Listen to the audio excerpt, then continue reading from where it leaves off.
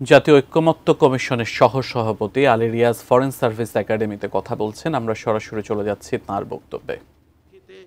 আজকে কমিশনের পক্ষ থেকে একটি সংশোধিত প্রস্তাব হাজির করা হয়েছে, সেটি নিয়ে আলোচনা হয়েছে।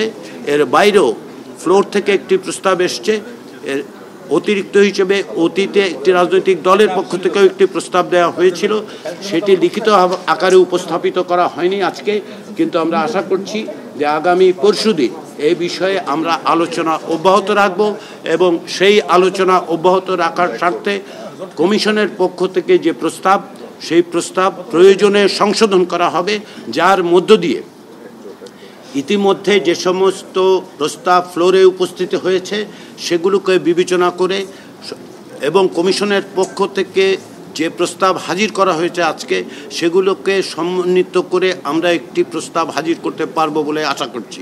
আমাদের দৃঢ় বিশ্বাস যে আমাদের যে অগ্রগতি সাধিত হচ্ছে সেই অগ্রগতি অব্যাহত রেখে আমরা জুলাই মাসের শেষ নাগাদ একটি জাতীয় সনদে উপনীত হতে পারবো। আমি এই সুযোগে আবারও রাজনৈতিক দলগুলোকে আন্তরিক ধন্যবাদ জানাই।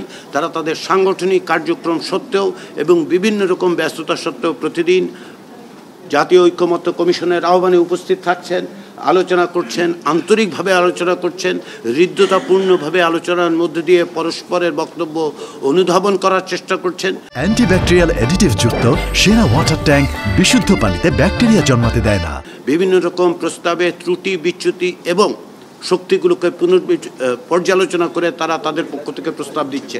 এতে এটা স্পষ্ট যে রাজনৈতিক দলগুলো একটি বড় রকমের ঐকমত্যে পৌঁছতে সর্বাত্মকভাবে চেষ্টা করছেন। তাদেরকে ধন্যবাদ, আপনাদেরকে ধন্যবাদ যে আপনারা সার্বিকভাবে আমাদেরকে সহযোগিতা করছেন এবং আমরা আশা করছি যে জুলাই মাসে